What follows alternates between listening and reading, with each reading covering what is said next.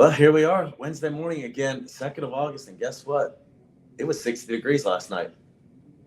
60. 60. We got down to 60 degrees last night. Cooler temperatures. We need it. It's been a scorcher. With the rain, the cooler temperatures, now we're still going to be fluctuating some, but fall is in the air and on the way. I can't wait. I'd rather put a coat on because it's been too hot. Right? That means we got football, which we've got football literally what? Man, it's here. Less than a mile away from us? It's here. Currently, you guys can't see from our sky view, but we can. Yeah, definitely. Georgia Tech close, Georgia State close, Falcons close. We got all this right here. Yeah. Oh, now get ready for some football. Yep. I'm ready. I'm excited about some of the new changes. NFL, college is going to be really competitive this year. You know, I don't have my crimson on, but Roll Tide. See, I prepare anyways. Yeah. I got my coffee ready. Okay. Yeah. We got 2 weeks left before their games. Yeah. LSU first one of the year. Yeah. Down in Florida, we'll see. Yeah. Be interesting. Yeah, definitely. Whew. So how was your week before we get into this? Hey, man, from 1 week to the next, it's a blur. Right. So, it's been great. Everything's been moving good. A lot of plans, activities, a lot of big events coming. Working on stuff for World Cup. It's already close. here. It's 3 years out. The planning's already in the works, and just getting all of that together. So it's been meeting after meeting after meeting after meeting. I know it feels like it was just January, doesn't it? My gosh. I mean, we're a new year going into a new year. Right. But you know what? Let the good times roll. When it's going like that, it's in warp speed, hyper speed, whatever speed you want to call it. It's moving pretty fast. So you got to definitely be within the moment, and you got to ride with it. Yep. Yeah. Well, we got some interesting things. A little update from one thing last week. Okay. So we'll get into that. But New York, for example, the road to the adult use market has been full of potholes, like we've talked about in New York. Right. We've detailed it throughout, not just this summer, this spring and whatnot. But the latest obstacle involves a lawsuit filed by military veterans. Okay. Now, what they're doing is they're claiming that the Office of Cannabis Management prioritized applications with prior convictions over those without, which we kind of talked about. We talked about the fact that they wanted to do the equity and those people, whatnot, but they're feeling that they're being overstepped by the service to the country and the problems they have as a veteran, that those who committed the crime are getting the first chance, the first authorization. So the judge in the case has issued restraining order prohibiting state officials from processing or issuing licenses to anyone. They delayed it across the board. The state attorney's general office challenged the order, arguing that this would cause financial harm to the approved licenses. A resolution is coming in a hearing today, actually, but it seems like it's going to be far away from being settled. Tough thing about that one is that the veterans were totally left out of the whole deal. They should come first and foremost. Unfortunately, because it's, Schedule 1 again, they're federal or worked on the federal level, that they're not protected in the matter. So this is a situation where you have to go back and you definitely have to resolve it. I don't think that you should stop progress. The progress had already started in the state of New York. Keep that rolling. Keep the people who have already been licensed in position. And then from there, let's work on some inclusion for the veterans. Let's figure out a way how to fast track it. Tough part again, still Schedule 1. Right. So the Fed's not going to condone it. They're not going to advocate for it. So when you take someone who is still receiving benefits from the federal government, they can dictate and say, hey, no, you can't use it, you can't have it. So they're not giving them the equitable relief that they need, nonetheless the medicinal relief that they need. PTSD runs deep in a lot of the soldiers. We salute them. We thank them for their service to the country. And that's something that someone on the federal level have to continue to look at, that by leaving these bills in limbo, by leaving no progress of descheduling cannabis off of Schedule 1, it is hurting the same people who have been there for the country time and time again. They have been of service to the country, and they are owed. Take care of our soldiers. Well, see, I'm glad you brought what you did up, because my first thought was I applaud New York for doing people who know about it, whether it was legal or illegal, have the prior convictions, allowing them to get in there and help the market. Again, those people, veterans, PTSD, other issues not being allotted in there whatsoever. I don't like that, but the point you brought up was a very fair thing. When they're getting federal aid, and this is not a federally legal thing, and on Schedule 1, I don't want to say that you're allowing one thing but turning your back on the other, but you kind of are, because you're not helping them. But I understand why you're not helping them, because of the federal issue, which again is wrong. Absolutely. That shouldn't matter. You're totally right about that. And it's just it's unfortunate. And it's just something that a few good men who are in position to be the leaders, whether they were the generals, the commanders, the captains, who have a high rank, can make sure that the ones that were out there on the deployments, the ones that were out there on the front lines, that they get the treatment that's needed and necessary.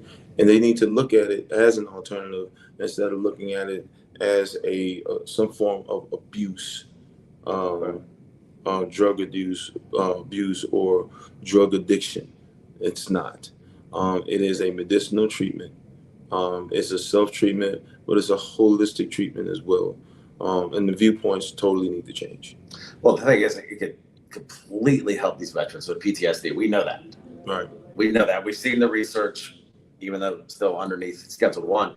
But beyond that, it gives them a chance to have a lot of equity and to help their fellow brothers, fellow service members. Why not let them? Absolutely. I think they should. Yeah. I think it's a must. It is. Honestly. Totally is. Totally. So that, I mean, again, what you're saying, I don't believe with halting progress altogether. So we have an issue, so let's just stop everybody from being able to be helped. I know that's taking 5 steps back, not 2. That's 5 at least. Yeah, it's hurting everybody. Yeah, absolutely. And that I don't like at all. Now, there's a couple of things we're going to get to here in Florida. Well, let's go to Ohio first, because Florida's got several issues that I actually want to bring up. So we're going to talk about Ohio, because we talked about some last week, right? Mm-hmm. So the advocates of the legalization submitted thousands of additional signatures in the effort to place the adult measure on the ballot, assuming that at least 679 of them are deemed valid. Voters will make their views known in November. They got enough. Mm-hmm. So in other Ohio news, a special election held this past week, actually, voters rejected a revision of the Ohio Constitution requires 60% majority of constitutional amendment to pass. Although the outcome of the vote would not have any effect on the cannabis initiative because it came through after the fact, it may include general voter interest and simple majority rule on constitutional questions more broadly. Turnout for this fall is expected to be high due to the abortion that's currently on the ballot in Ohio, but they've made steps to try to help the fact that now they can pass these things faster. But it's not going to help the cannabis, unfortunately. Yeah, the tough part is that's just sheer bureaucracy. That's a situation that you can't really fix. That's something that, unfortunately, from the voting process and the persons that present the bills, that's how the change can occur. The bill's got to be presented. It has to be voted on. It has to be a majority rule. So, unfortunately, we have to rely on this process because that's what's in place. Right. So something else I wanted to bring up before we get into the Florida stuff. PBC, Green Pages. Have you ever heard about that? No, I haven't. This is interesting. And this is something, it's going to be at a conference next week. I believe posted a little bit on some of our social media. I'll put up some more. But PBC, basically what they do is they've released their second edition of the Green Pages, which is a cannabis banking directory. So basically what they're going to do is the conference, which is going to be in Washington, D.C. in September, the 21st to the 22nd of 2023.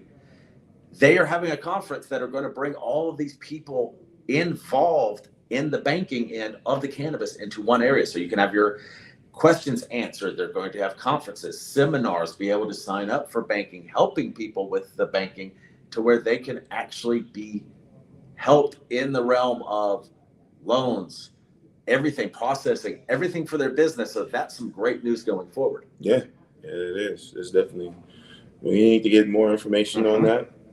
It's not enough to to go into a deep dive on it, but it's definitely good news. Right, because when I looked into it, and that's one reason why we're going to post it on the social medias, because I looked into it, and basically, aside from the information I've given you about when it's going to be and where, all it would be doing basically is just giving me a list of all of the banking options, which that is a plus, but it's not much for us to dive into. It would just be saying this bank, that bank, where it is. So it's important information, but not something we're going to dive heavily into. Talking about it, it's not safe banking yet, so it's not changing the industry. So correct. We definitely can't deep dive into it. But it's helpful banking, but it's not safe. Right. Correct. But now one reason I want to go to Florida now is because there's going to be a couple of different issues that we're going to talk about in Florida. Okay. So Florida is one of the states which always seem to say, hey, we've got more news coming. We're going to have more bulletins. It's coming. We'll talk about it more later. So let's look at a situation of the legalization ballot initiative. Advocates of it have gathered enough signatures to put the measure on a ballot. So that's one good news. But the state's attorney general argued that the state Supreme Court, that the measure was written, didn't meet state constitutional requirements. Okay. So a recent court filing details the AG's belief that the measure is a power grab by TrueLeaf, which we've heard of. They got TrueLeaf here in Georgia, multiple states.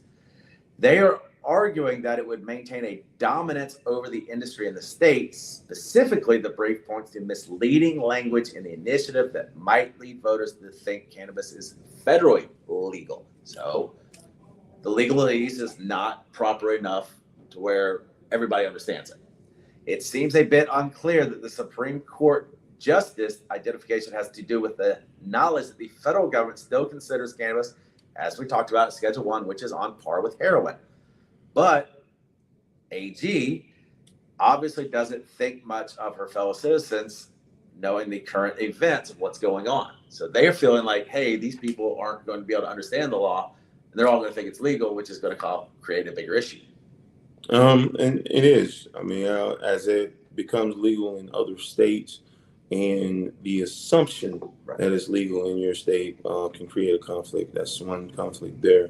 Number two, by talking about it and talking about legalizing it doesn't mean that it's legal. So that's number two on the being misinformed or not properly looking at the situation and doing your diligence to know that it's came to pass. So still, you create another conflict that can put people in this paradox or put them in a compromised position because they did not know.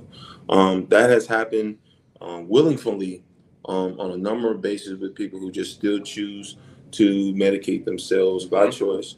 And that itself is something that everyone has to look at. It's a medicine. It's a medicine. Let people medicate themselves, rehabilitate themselves, whether it's physical, whether it's mental, social. There's a lot of pressure on people these days. So they have to be able to do what they need to do.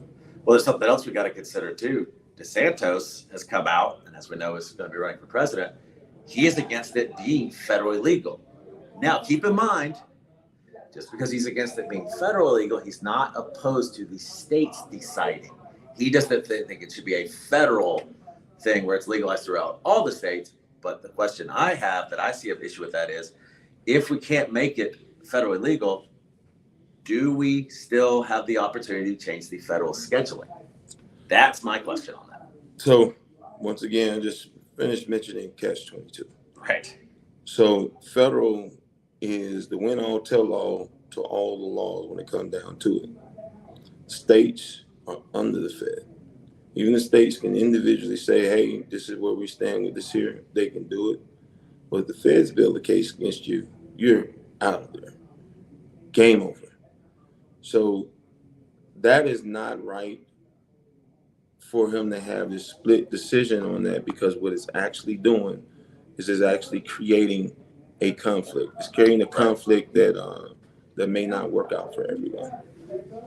Exactly. So that was kind of the point I was making in that, because of the fact that we're sitting here and we are saying, hey, we're this, we're that, but we're not going to be on this end. That's going to create the issue, because I do understand, and I do to an extent admire the fact that, hey, Santos is saying, if I can get that working there, Santos is saying that, hey, I'm not opposed to the states doing it.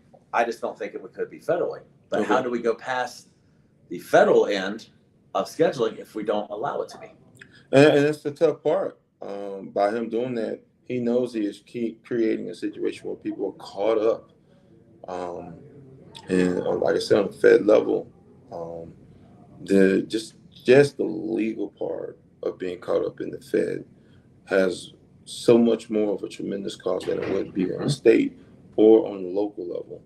So that has to be repaired. That is something that I totally disagree with how he. I'm not sure if I'm saying it correctly about bipartisan standards, where he has a standard on one side and a standard on the other side. Right. That conflicts. You can't do that. You can't do that. You have to choose one or the other. And what you have to do is you have to invest into it so that way it's fair across the board. But to the extent, and we're going to bring it up because of what we just talked about in Ohio, let's remember that, guess what? Kind of got the same issue with abortion, though. Mm-hmm. It's not federally, but they're saying for the states. So you're kind of talking the same thing. Right. You're talking about the cannabis end, but you have it on this end. So it's the same story of two coins, is it not? It is. Definitely is. So that's why I'm saying, not so sure there. But one of the reasons why we just brought that up with Florida is, guess what? We've got some interesting news on the Second Amendment in cannabis. What we got? And I know you're very well with it. Basically, what is the Second Amendment? Right to bear arms. Correct. So here's where that battle's coming. And the reason why I'm bringing that up is because this article that we're about to kind of touch on brought up a very, very fair point. So with an appeals court slated to hear arguments this coming October, a Florida lawsuit challenging a federal prohibition on medical marijuana patients buying and possessing guns might have received support this past week. We've talked about that you can't carry and do this. The lawsuit alleges that the prohibition violates Second Amendment rights, but the U.S. District Judge Alan Windsor in November granted a request by the federal government to dismiss the case. Okay, so we've heard a little bit about that. In a separate lawsuit, however, the Fifth U.S. Circuit Court of Appeals this week ruled the prohibited violated the Second Amendment rights of a Mississippi man who was prosecuted and barred from having guns after authorities found marijuana in his car. An appeal in the Florida case will be heard on October 5th by a panel of the 11th U.S. Circuit. The U.S. Department of Justice made a filing this past Friday informing Atlanta-based court of the ruling in the Mississippi case, though it argued the case was incorrectly decided. This is where it's about to get interesting. The Florida lawsuit is rooted in a conflict between federal and state laws, which we know and we get that. Under the federal law, possession of the marijuana is illegal, as we know, as we were talking about a minute ago. Right. Under a 2016 Florida constitutional amendment, hundreds of thousands of patients were able to buy the miracle marijuana. So you can buy the miracle, but then you cannot have the guns. Federal law also bars certain people from buying and possessing guns, including people who use drugs illegally. In dismissing the Florida lawsuit, Windsor cited the U.S. Constitution's supremacy clause, which generally leads to the federal laws trumping state laws. This is where we're really, really going to get into it and get interested. 2016, Florida stopped criminalizing the medical use, as we said. Many people refer to this change as Florida's legalizing medical marijuana, but Florida did not do that. It couldn't. Under the supremacy clause of the Constitution, state laws cannot permit what federal law prohibits. And the federal law still prohibits possession for medical purposes or otherwise. Now, flipping over to the Mississippi case, and I know we're bouncing back and forth a little bit, but we're going to get to why we're doing that. The Mississippi case did not involve medical. So we got two differences of the same coin, do we not? After authorities found marijuana butts in his vehicle during a routine traffic stop, defendant Patrick Daniels told them he regularly uses marijuana. But Florida and Mississippi cases both center on the same law that prevents people who use drugs illegally from having guns. Now, before we go a little bit further on that, it's interesting that they keep saying use them illegally. But if you have Medicinal, you're using it legally, or you're not, even though it's a banned substance, but you're using it legally, right? That's true. So that's where the whole first step in my mind is that's where the whole legalese goes, hey, wait a minute. Yeah. So what I like to say about that is this. It goes back to my previous argument, what I was saying about the Fed. There's a conflict, it is a catch-up. Right. Okay. The man did make a very good defense saying that he regularly uses it, but then keep in mind, it's still federally illegal. Right. Okay. Then he has no card and has not been declared using it medicinally, which still puts him illegal. Correct. So his argument in the fight is you still got a Schedule 1 that you're in possession of, and you can be in not scheduled, but in possession of less than an ounce. Right. And you're still facing criminal charges. So now, once again, this is a situation where the system itself is still designed to persecute. Right. That system itself generates a large amount of revenue for local and city government to pay for the police departments and the judicial system and also the political structure for that individual city. Those costs are derived out of those persecutions, and people just have to continue to be mindful that that's the situation that you're going to be dealing with. You're going to lose a lot of time. You're going to lose a lot of money. Right. You may lose a lot of your freedom. So fight that battle wisely.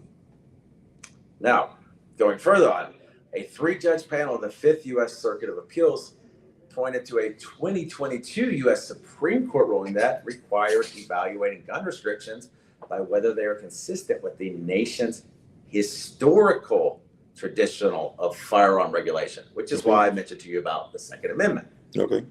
New Orleans-based appeals court said that at least in the Daniels case, the federal law prohibiting gun possession by people who use drugs does not meet the historical test.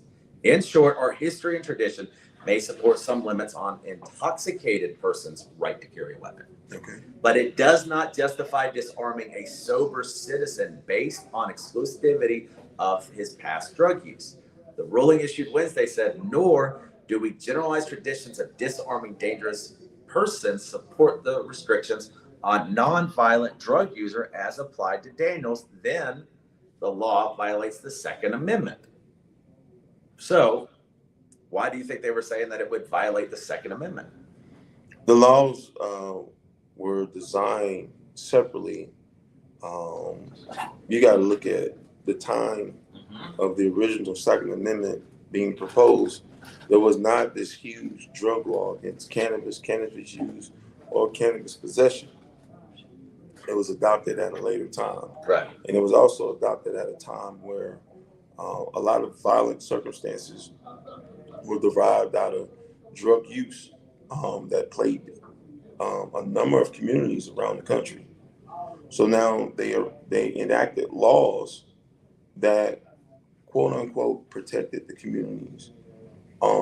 And it punished the individuals who were selling cannabis that they deemed illegal. And in the 70s, the current president enacted laws that would prosecute to the fullest extent of the law people in possession of those drugs, selling those drugs. The penalties were very, very stiff and very, very harsh.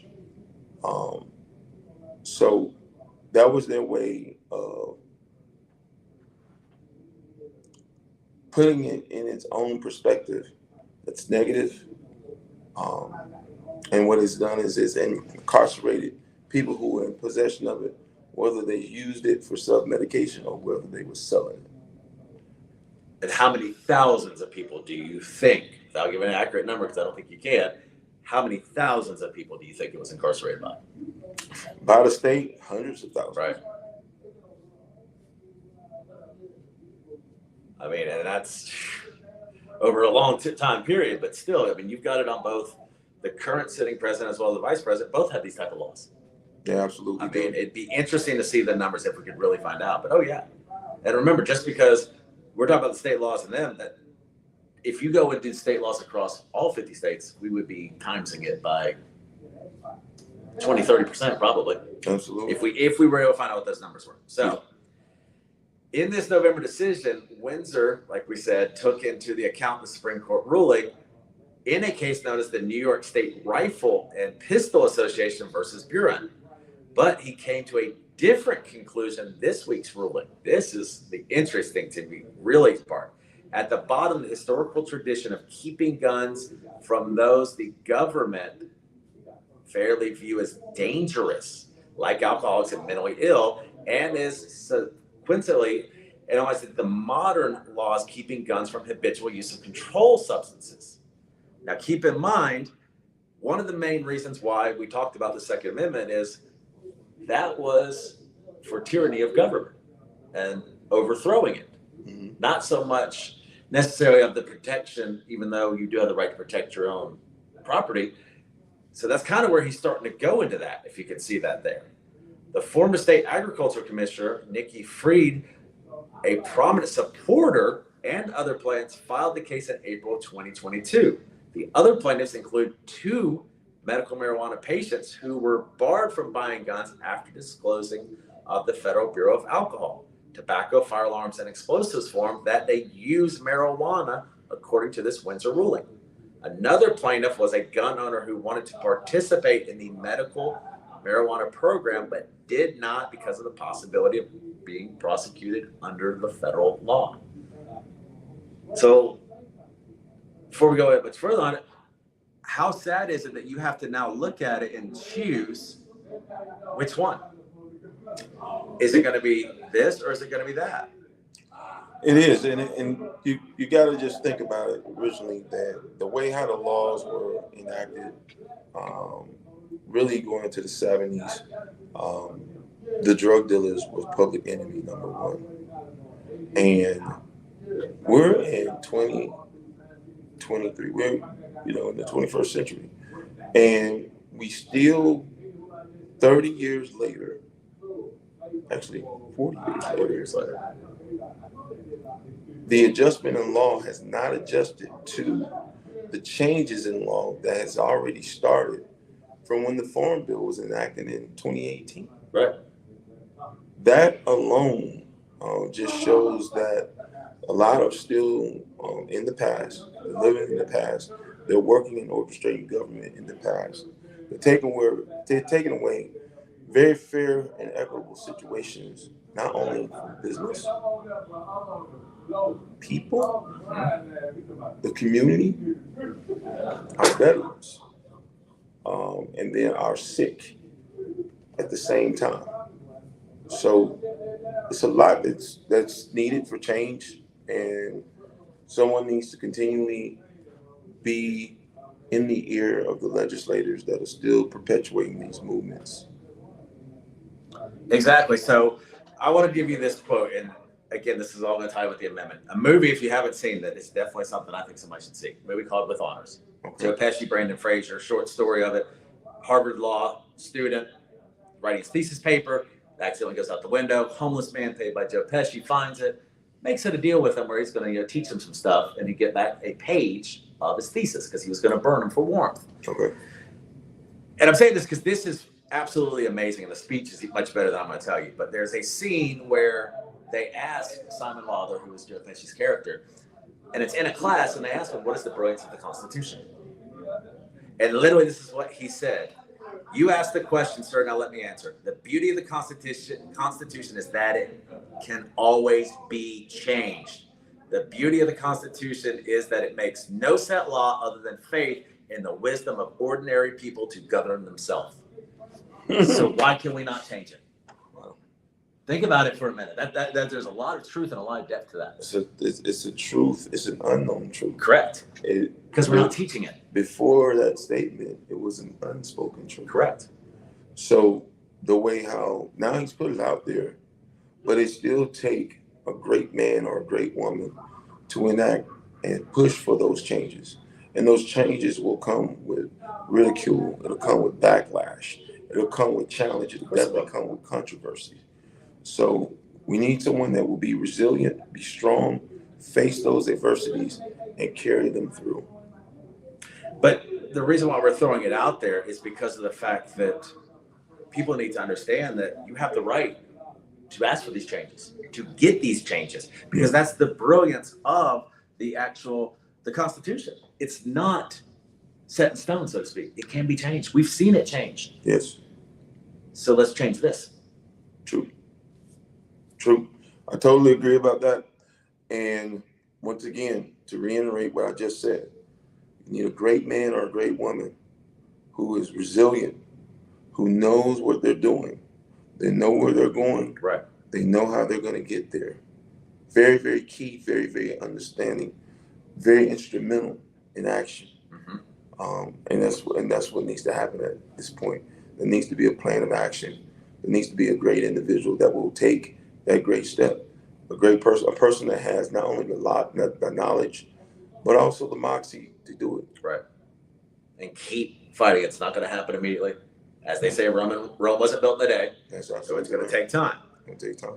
But now we're going to get a little bit more into Florida. So while Florida activists fight to get cannabis legalization bill measure on the state's 2024 ballot, the state's government is making life harder for the medical marijuana industry. Last month, a bill that heightens eligibility requirements for industry workers and increases advertising regulation for medical, it went into effect. The bill removes exemptions for employment background screenings for people with felonies after 3 years have elapsed, misdemeanors after they've completed the terms of their sentence, and felonies that were reduced to misdemeanors. So not only does it make it harder for the industry to find workers, but it also punishes previously incarcerated Floridians who may already have a tough time finding this employment. So to further the burden of small business, the law makes it so that the fees for federal fingerprint processing and retention have to be paid by the business rather than the individual completing the background checks. That's a tough one. Businesses are not going to take that on. So even in their preliminary questionnaire regarding your background, if you indicate anything at all in your preliminary background, you're washed, you're out of there. And once again, these are laws that came from President Joe Biden when he was a senator. Right. So now think about this, taking a step further. Marijuana convictions do result in misdemeanors and felony charges. So the bill will hamstring Floridians who have paid their debt to society over an issue that might not be an issue next year. That's true. You're still being punished heavily, and it can affect everything from gainful employment, credit worthiness. It also creates anxiety. It takes away from your peace of mind as well, and that itself is worse than being in prison. So the law also prohibits any products or messages that promote recreational use, but does not specify what these products or the messages entails. Okay. So how can you put that out there? We're going to prohibit, give you the laws, give you the regulations on these messages that promote the recreational use, but we're not going to tell you exactly what that product or that message is or what it might entail. How is that fair? No, it's not fair at all. So think about this. The medical program in Florida has grown by 71% over the past 2 years. 455,425 active patients in 2020 to 779,465 by the end of 2022. That number's grown, of course, by now. Absolutely. Those numbers appear to almost double. Correct. Well, like I said, it's grown by 71% over the past years, and I guarantee you that number probably is over 800,000 by now. Absolutely. I could almost guarantee it. So in the background of all of this next year's ballot vote, since 1886, Florida has held direct voting for ballot measures to amend their constitution every year. Just like we said, you can do amendments, you can change. That's the brilliance, the beauty of it. The Florida Supreme Court recently granted the state attorney's general request for more time to file a brief argument to keep recreational legalization off the 2024 ballot. Wow. I feel like that's something that you could just talk about for hours on, but I mean, just how much is that holding them back? You might as well put the shackles on. I mean, it's impeding all progress. by doing that. Yep. And so now we're going to go, for the time remaining, here closer to Georgia. Okay. So families are struggling because of that slow rollout of the Georgia's medical cannabis program. Delays relief. 13-year-old Daryl Johns of Macon weighed just 40 pounds and endured at least 5 seizures a week. His mom and full-time caregiver stated they were having to crush 17 pills a day to run through his G-tube, and he was having seizures. And the Distatin, which is the Valium that I have to give him to rescue, it would make him sleepy for days because he was so tiny and it made him groggy. He's 40 pounds at 13 years old. 40 pounds. Okay? Now he's 21. So Daryl, whose family members, they call him Peanut, he's doing much better. He started taking medical cannabis in 2015 and went without a single seizure for more than a year. More than a year. Wonderful. That is a testimony within itself why it needs to be changed. Because there are individuals that have seizures on a regular, and it's been proven that it is an aid to that. So the medical program progressed for Georgia because of circumstances like this here. I do not remember the family's name that moved it forward. I'm thinking that it was Joshua or something like that. But in essence, this is still a testimony that can be a catalyst for change when you have proof, and his testimony is proof in the pudding. No, absolutely. He was born with hydrocephalus, which I don't know a whole lot about. Of course, hydro, water. Cephalus, I can't remember how that would break down. I'll look that up in a minute. But It's in the brain. right. So I guess that'd be more like an excessive amount of water in the brain. But we'll break it down just to make sure. I think you're right on that. And seizure. So spoke his first words soon after starting this treatment. So that, again, is a nice thing. They go on to say that him and the daughter were both in the living room, and he heard Mama. And I said, "What, Brianna?" And I heard it again, and I looked around the corner and said, "What, Brianna?" Well, Brianna was asleep, but I looked over, and Peanut had said Mama himself. So think of this. For the first time in all that time frame, they're finally getting able to hear him speak. Mm-hmm. As a parent, for all of these years, you've watched your son struggle, the challenges, everything else. In that moment, you finally got to hear them speak, and not just speak to say "Mama." I mean, how important is that? How big is that? How big of a moment is that? That's a huge moment. You waited 21 years. I know she totally melted. Had to. Within the moment, and she definitely had to be able to tell her testimony, so that way that it can become fair to anybody with that affliction. That is life changing. That's life altering. Well, look at it like right there. I looked over, he said, "Mom," and I just sat on the kitchen floor, and he got down. He can't walk, but he scoots over to me. He scooted to the kitchen. My husband came out because he heard what was going on. He said, "Peanut, who is that?" He looked at him. He said, "Mama."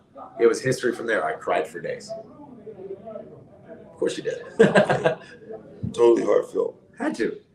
John said Daryl now weighs in at 100 pounds. So he's gone up 60 pounds. Still small for, I'm sure, his size, because I don't know his height per se.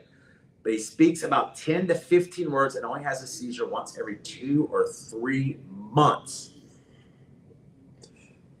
Imagine if he had gotten that treatment when he needed it to begin with. Yeah. Maybe 14 years ago.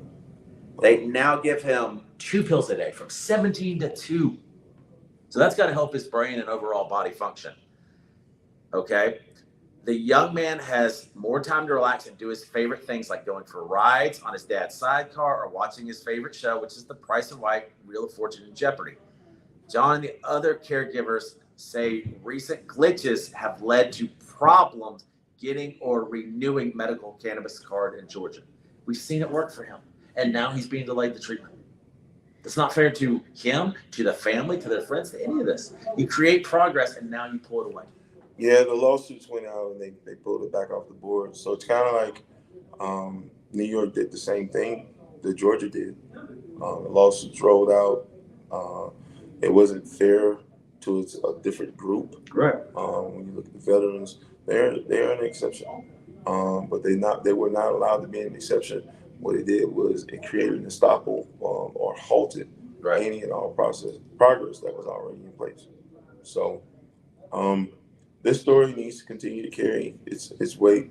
The help of that family is very important to validate on the medicinal end to get him the help that he needs by allowing him to medicate, so that way he can get back certain motor functions that he has lost over the years. So I'm going to give you a thought here. This is, I don't see how cannabis would have helped this individual in medical, but to give you a quick breakdown before we get to the last little bit of this, to me it kind of relates, even though it's a different story.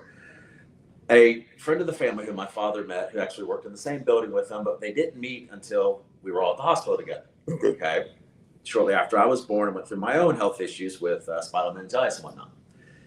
So their son and I were about the same age. Their son, roughly, I think it was 2.5 years old, was in for a routine treatment. The nurse made a comment about he slept so well during the evaluation, which that they could sleep like that. Come to find out, he wasn't waking up. Went back, doctor poked with ice picks, no response. At this point, for whatever the actual diagnosis or reason had, he was basically in a coma. He could blink, he could look at you, he could recognize you, could make little sounds, but there was no communication, could not walk, couldn't feed himself, couldn't do any of this himself. So he sat on a ventilator, feeding tube and all that his entire life. Okay. And the reason why I'm saying that is because that moment when he did pass and we finally got to see him at the viewing without all these tubes up, he looked like an individual. He looked like a human, because we never got to see that before. I'm not someone who likes viewings, because that's not how I want to remember someone. In this case, it created that humanity portion that was never gotten to see. Okay. And the reason why I'm bringing that up is this family waited 21 years to be able to see a portion of that humanity that this cannabis was able to give their son, and now you're stripping it from them. So think about it from that viewpoint now. You go through this for all these years to, yes, they're your child. Yes, you care for them.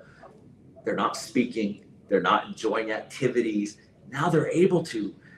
Now they are speaking, even small sentences, small words, but they're enjoying riding in the vehicle with their father. They can show the enjoyment. They can speak small words. They can do these things.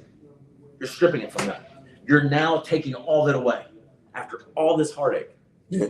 How does that make that family feel? That family's angry. Yeah, absolutely. And the tough part about it is that we're all living life a day in the struggle, and they're already struggling with a family member that's not 100% of what they could be to this world with the aid of the powers inside of the plant. So with that being said, you still have to be able to afford an attorney. Yes. You still have to be able to afford the representation to speak for you when you do not know how to speak to legislation. There's countless hours that you would have to spend to research or educate yourself in the matters to be able to speak for yourself, for your family, for your child. Right. To be able to do so, and you got to set aside that time, which is still a tremendous sacrifice. Work wages. Oh my gosh. So if they're not getting any form of aid, whether it's SSI, any type of Medicare, which is being still reduced to this day, it's really tough on that family. Really tough. So now we look at it this way. After years of courtroom legislation back and forth, the first legal dispensaries opened in Georgia this year, which we've talked about and we know, and there's more coming. The state allows products that contain a low amount of THC, the chemical derived from the marijuana users, for them to get high, is what you're able to get. Patients must be diagnosed with a list of specific serious conditions, which we've talked about. And they have to renew their license every 2 years. John stated that she filed to renew her card in April ahead of the June expiration. But despite calls to the Georgia Department of Health and the cooperation of the doctors, she has yet to get the card.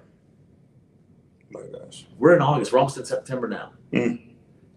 Hopefully they've gotten that card by now, but the card expires in June, so now they can't go get the medical, right? How quickly does that child now digress from all this progress? Terrible. It's even hard to think of a person being in that situation, and you're trying to do and stay within the confines of the law.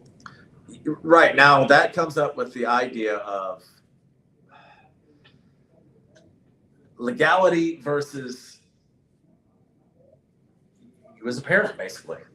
What do you sit there and do when you're thinking, I've got to help my child, but you're not letting me? How about that viewpoint from that? That viewpoint is couldn't be nothing but frustrating. And the frustration can turn into a level of anger, resentment. It can limit you as far as channeling your thoughts in a positive way for progress. Which will create a standoffish disposition toward the matter. And then it will create an argumentative circumstance from there. And from there, your voice has not made the impact that it needs to make out of frustration. Yeah. Tough situation. Absolutely. It's nothing about it. We just pulled up a little information on this. They say that condition is very rare. Less than 200,000 cases per year in the U.S. Okay, that's rare when you consider the people, but I'm sorry, but 200,000 people is still not rare to me. It's rare when you look at the overall population, but that's still not rare. Right. Rare to me would be what? 5 out of 100,000. Yeah. So this is happening now. They're saying that it's a build of fluid in the cavities deep within the brain. Extra fluid puts pressure on the brain and can cause brain damage. It's most common in infants and in older adults. Okay. It's characterized by head enlargement in infants. Adults and older children experience headaches, impaired vision, cognitive difficulties, loss of coordination. The treatment is a tube or a stent inserted surgically into the vertebrae to drain excessive fluid. Now think about this. How many older adults possibly have this and have no clue? Because look at it. A headache, impaired vision, cognitive difficulties, and loss of coordination. That sounds like getting older, does it not? Yeah. Slight of Alzheimer's. Right. Definitely. They say it's treatable by medical professionals, requires medical diagnosis, lab test, but it literally says right here, critical needs emergency care.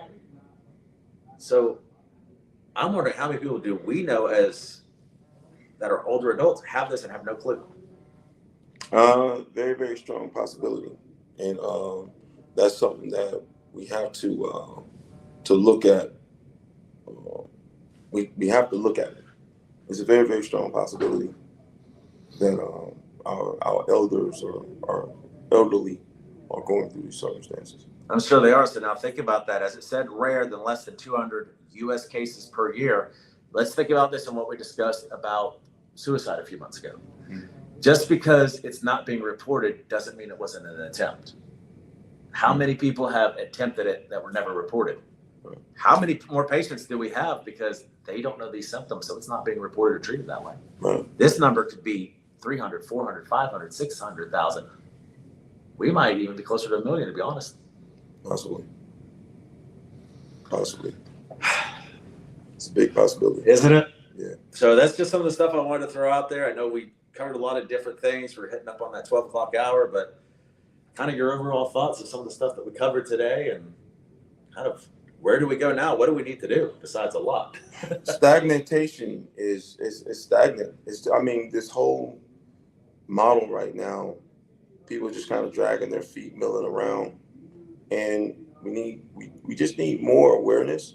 And as we continue to talk about this and advocate for it, hopefully it reaches someone who now can look even further and even deeper in their potential education or their exposure to this industry. And that way they can lead, direct, and guide it to where it needs to go at for people to help.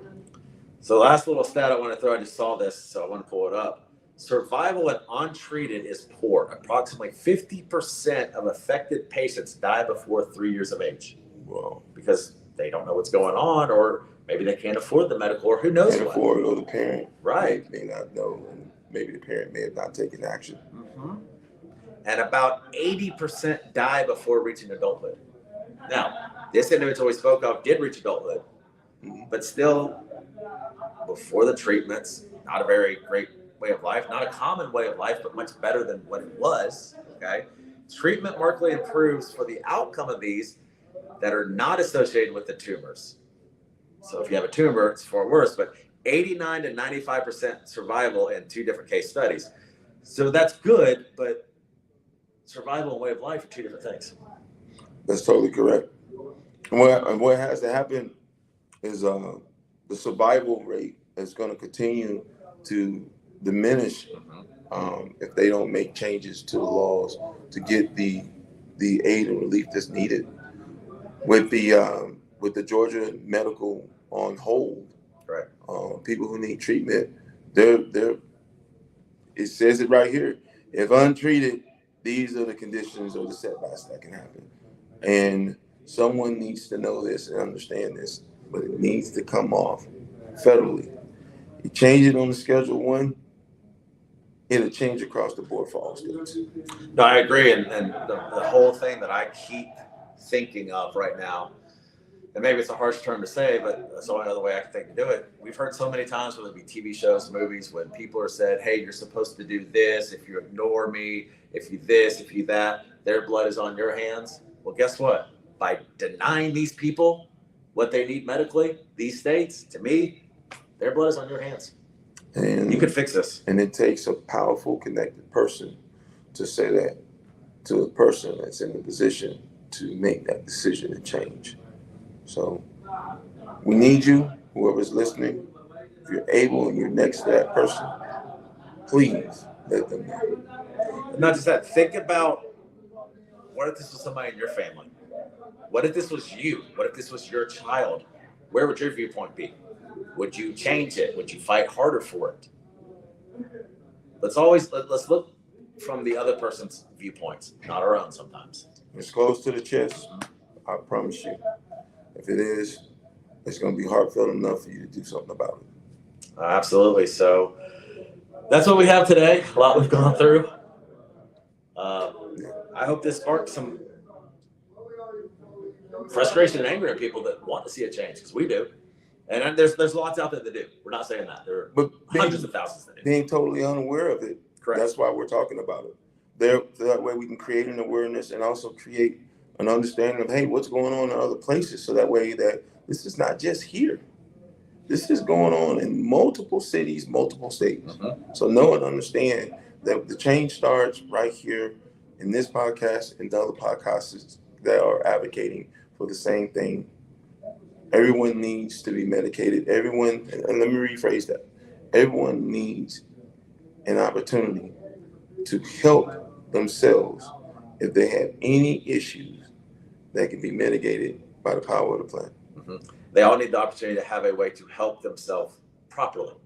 True. Because they want to say, well, we'll help you with opiates, but we've seen what that does. So that's not the answer.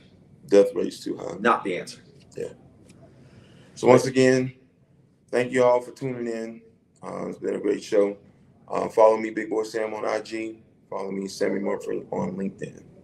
Look for me on the X, not Twitter. I keep saying Twitter. It's the X now. Look at me on the X and Instagram, DJNQ75. And guys, have a safe week, a blessed week. Help each other. Look out for each other. Yes. And yes. Educate. We're still educating ourselves. Love.